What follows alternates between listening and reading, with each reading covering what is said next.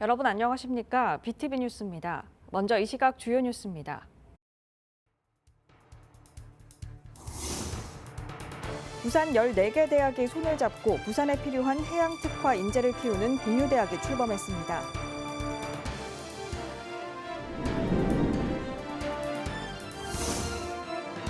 정월 대보름을 맞아 달집 태우기가 아닌 화재 위험 등을 없애기 위해 LED 달집을 점등하는 곳이 있어 관심을 끌고 있습니다.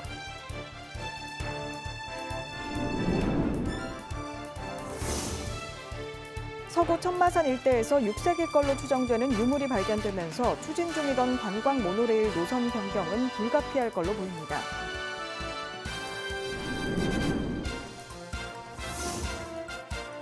부산 지역 전통시장의 화재 공제 가입률이 전국 최하위 수준인 것으로 나타났습니다. 다른 지역보다 높은 보험료 자부담 비율이 저조한 가입률의 원인으로 꼽힙니다.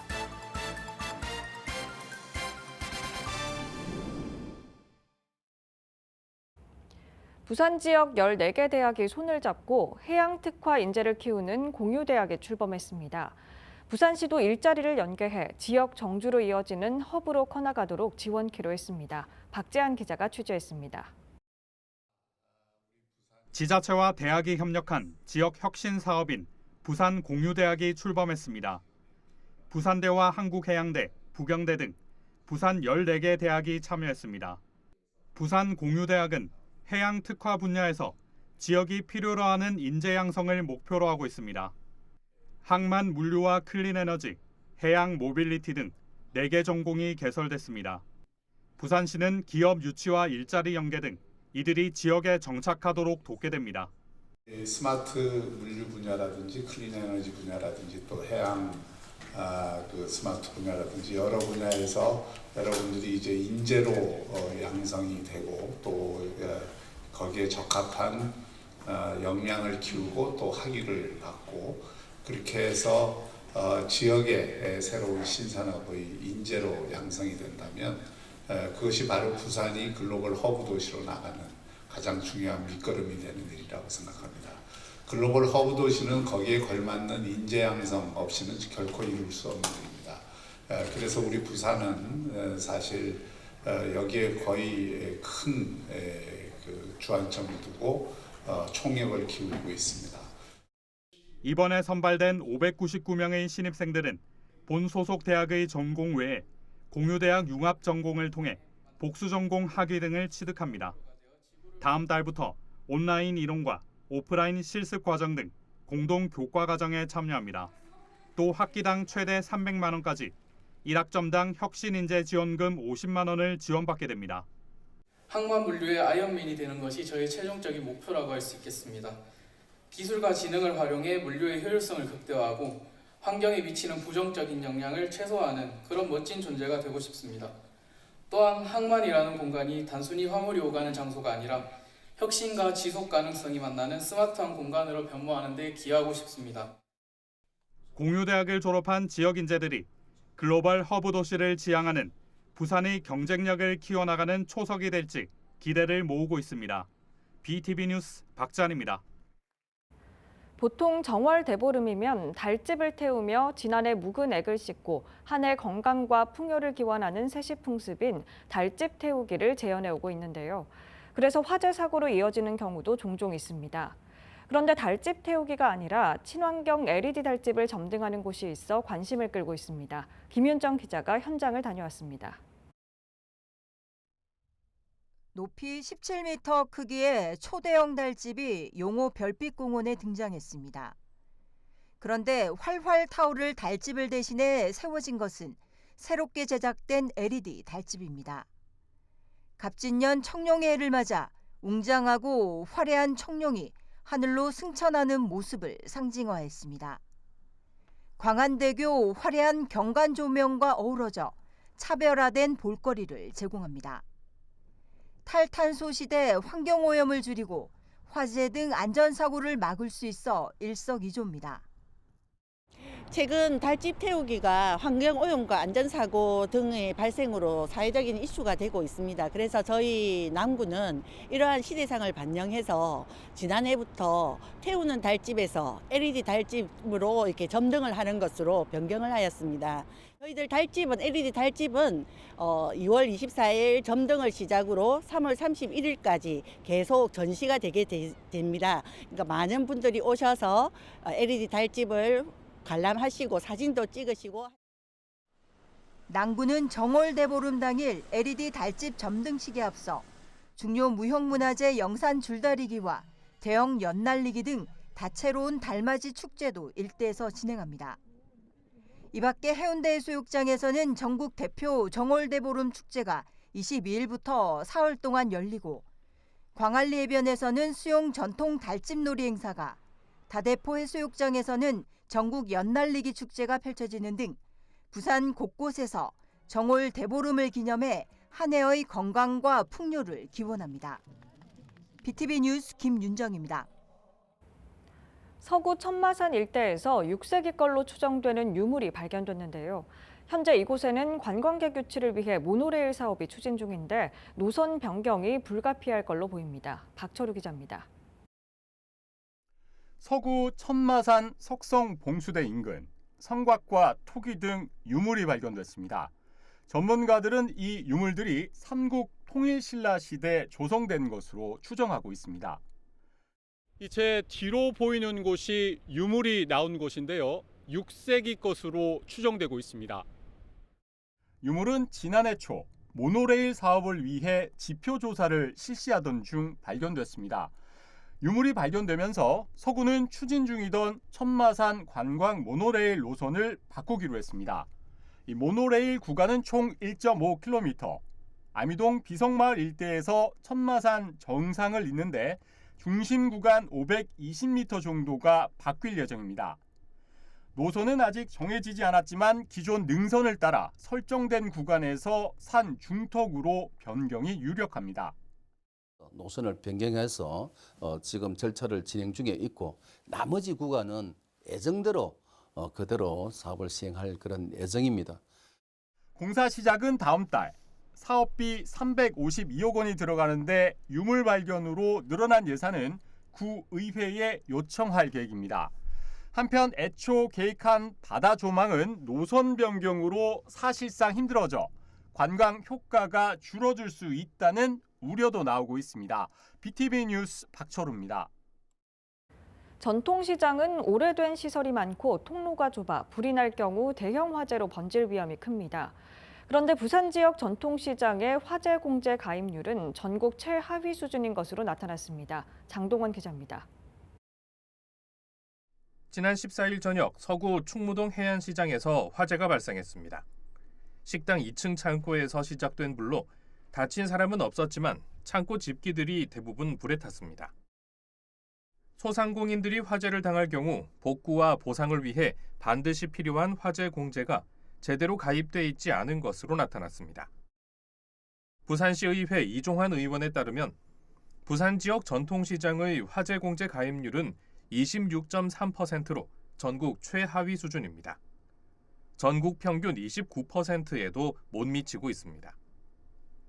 시장별 가입 점포 비율을 보면 더 심각합니다. 점포 40% 이상이 가입한 시장은 40곳으로 전체 190개 시장 중 21%에 그치고 있습니다. 반면 단 한 곳도 가입한 점포가 없는 시장은 모두 75곳, 40%에 이릅니다. 가입률 40%는 각종 지원을 받을 수 있는 중소벤처기업부 공모사업에 신청 가능한 조건 중 하나입니다.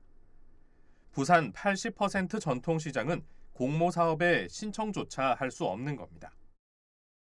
가입률이 낮은 가장 큰 이유로는 높은 자부담 비율이 꼽힙니다. 부산의 경우 지자체가 60%, 상인이 40%를 부담합니다. 경기도 10%, 인천 20%에 비해 높은 편입니다. 가입 조건이 없고 보험료도 낮은 전통시장 전용 공제가 있지만 자부담이 높다 보니 상인들이 가입을 꺼리게 되고 부산시 예산 역시 제대로 집행되지 않고 있습니다. 부담이 좀 적으면은 갈밀이 좀 많을 것 같는데 전통시장 차부담 부담을 줄여야 하는데 매년 많은 액수의 사업비가 집행잔액으로 남고 있는 실정이므로 이를 활용한다면 예산 증액 없이도 차부담 부담을 줄여줄 수 있을 것이라고 생각합니다. 최근 5년 동안 부산 지역 전통시장에서 발생한 화재는 모두 44건. 이종환 의원은 상인 부담을 낮추도록 부산시에 촉구하는 한편 상인들의 화재 공제에 대한 인식 개선을 당부했습니다. BTV 뉴스 장동원입니다.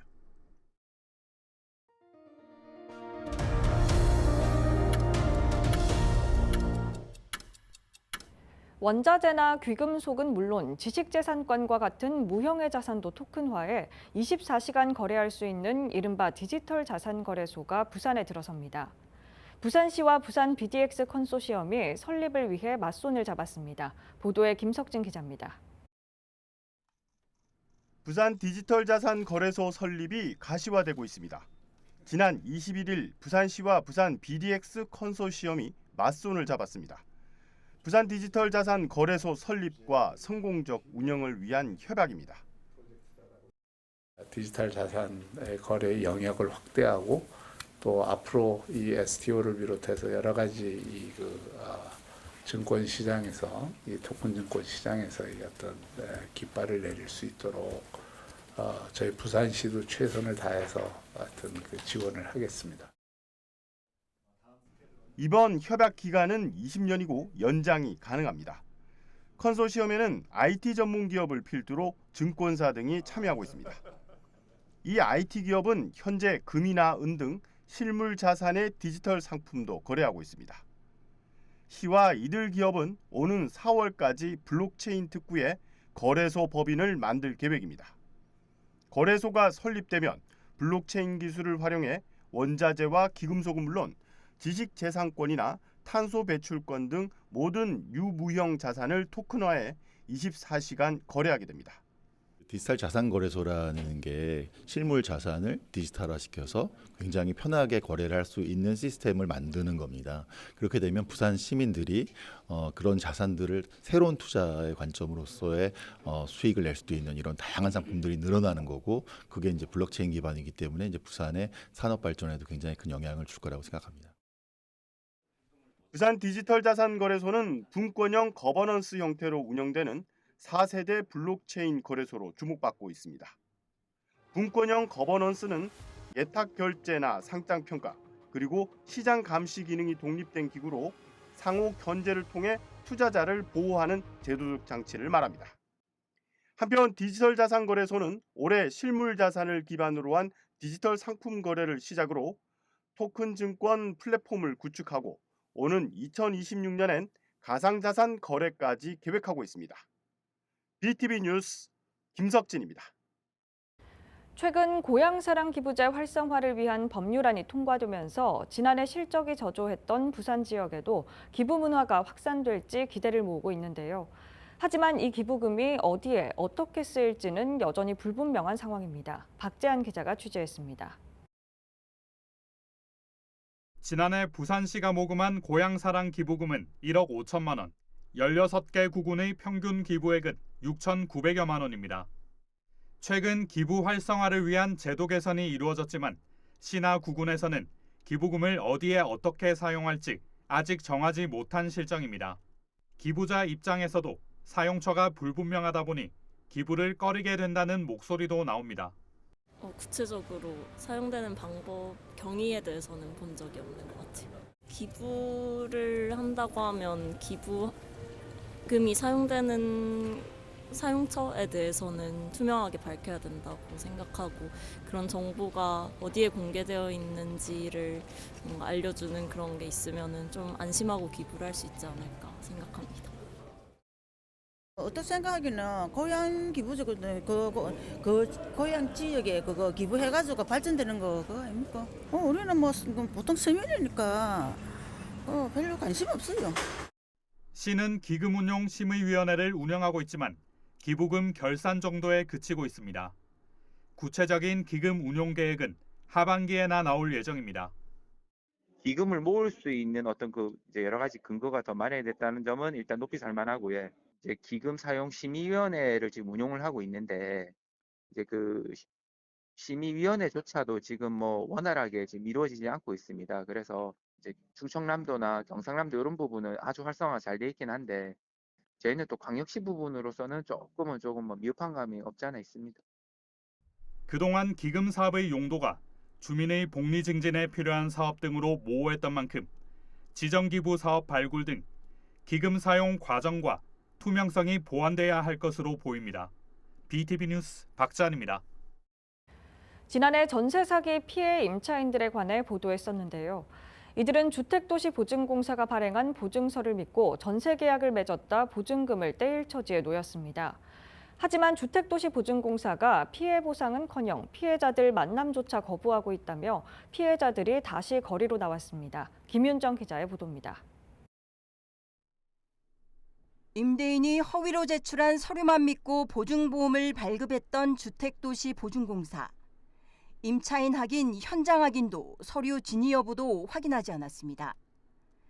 문제는 보증보험만 믿고 전세 계약을 맺었지만 이후 주택도시보증공사 측이 일방적으로 보증보험을 취소했고 건물주도 잠적해 보증금을 떼일 처지에 놓인 임차인들입니다.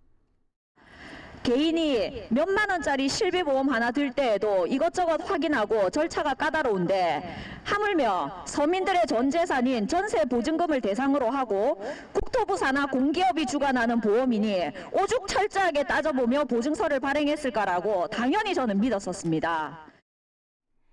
지난해 국정감사에서도 지적됐지만 말뿐이었고 현장은 여전히 모르쇠로 일관하고 있습니다. 워킹데이 기준으로는 3일밖에 안 돼요. 그런데 이 안에 이거 다 전수 전화 돌려봤어요. 전화할 수 있어요. 이거 안 하고 있었던 거 아니에요. 제가 임대하고자 하는 개인 임대사업자가 준 계약서하고 실제 계약 내용하고 틀린 거를 대조해 보지도 않고 있다가 그나마 해보라고 하니까 또 되더라고요. 왜 이런 노력 안 하시는 거예요? 그리고 또 어떻게 전문적이라고 얘기하실 수 있는지. 전세 사기를 당한 피해자들. 주택도시보증공사 측이 구제 방안 마련은커녕 피해자들과의 만남조차 거절하고 있다며 분통을 터뜨렸습니다. 저희 집 같은 경우는 지금 비가 새고 있어가지고 천장에 곰팡이가 펴서 다 뜯어냈거든요. 그러니까 지금 큰 구멍이 나 있는 상태입니다. 서로 의견을 조율해 보고 정말로 대책이 없다면 또 그때는 그 나름대로의 또 방법을 찾아야 되겠지만 그 자리조차도 지금 마련을 안 해주는 게 제일 가장 큰 문제입니다. 주택도시보증공사 측의 피해자 구제 방안을 조속히 마련해 줄 것을 한 목소리로 촉구했습니다. 임차인이 피해를 본 사람 아닙니까? 근데도 아무런 정보도 제공하지 않고 있고 정말 서민 주거 안정을 위해서 만들어진 공공기관이 맞나 싶을 정도라고 생각을 합니다. 지난해 주택도시보증공사 측의 일방적 보증 취소 통보로 전세 사기 피해를 받은 부산 지역 세대만 200여 세대입니다. 전세 사기 피해자들 보증보험 취소 처분을 불복하는 소송까지 준비해야 할 처지여서 그저 망연자실할 뿐입니다. BTV 뉴스 김윤정입니다. 사하구 다대포 해변공원이 한국관광공사 강소형 잠재관광지로 선정됐습니다. 강소형 잠재관광지는 성장 가능성이 높은 관광지를 발굴해 여행 코스를 개발하고 지역 관광 활성화를 위한 사업입니다. 사하구는 한국관광공사와 업무 협약을 통해 해변공원 인지도를 높이고 온오프라인 홍보도 추진할 계획입니다. 지난해 성면이 들어간 노후 슬레이트 지붕 철거 사업이 지지부진하다는 보도 해드렸는데요. 부산시가 올해 사업 예산을 늘려 철거에 나섰습니다. 부산시는 슬레이트 지붕 건축물 철거나 개량 정비 사업비로 40억 5,600만 원을 확보해 996동을 정비키로 했습니다. 시는 먼저 오는 3월부터 영도구 흰여울 문화마을 내 슬레이트 건축물 28동을 정비하고 부산 전역의 슬레이트 지붕을 전수조사할 예정입니다. 한편 슬레이트 지붕을 철거하고자 하는 우선 지원 가구는 철거비가 전액 면제되고 개량 지붕 교체 시 최대 1,000만 원까지 지원됩니다. 일반 가구는 철거비 700만 원, 개량비 500만 원이 각각 지원됩니다.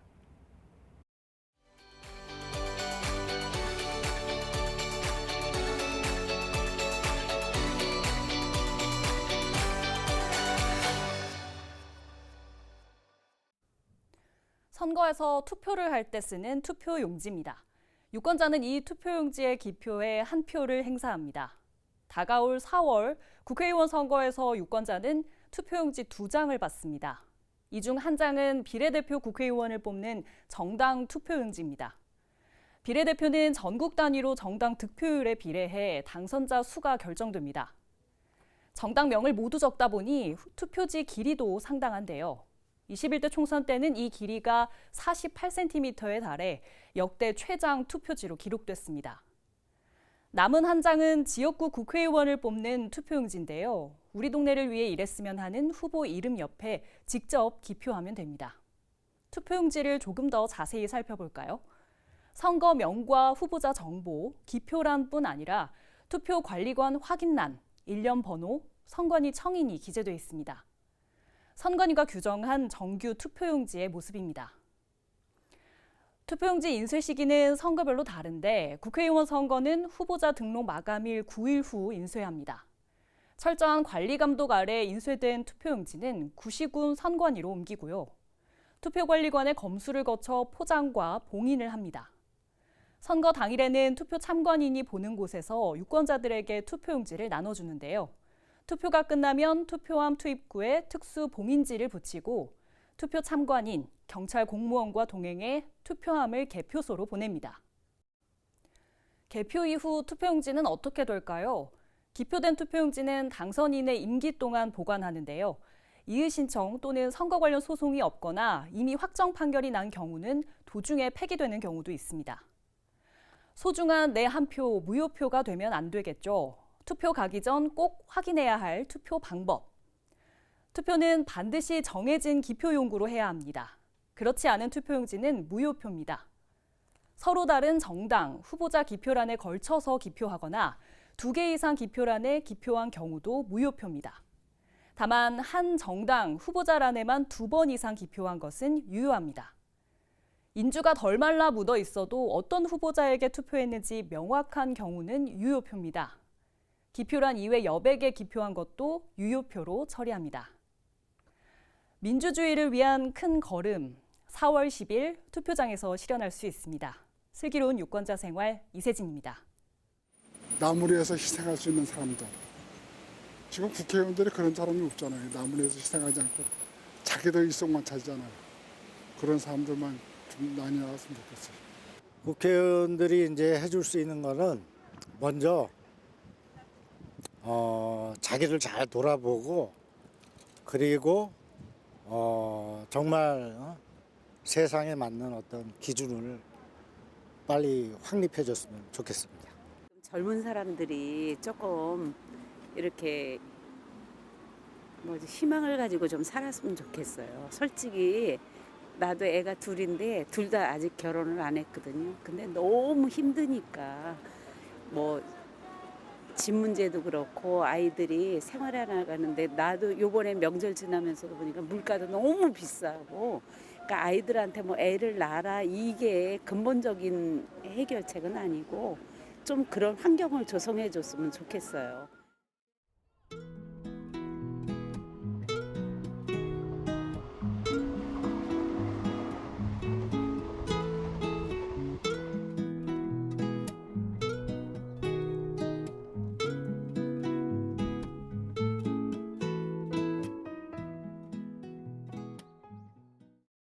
이상으로 BTV 뉴스를 마칩니다. 시청해주신 여러분 고맙습니다.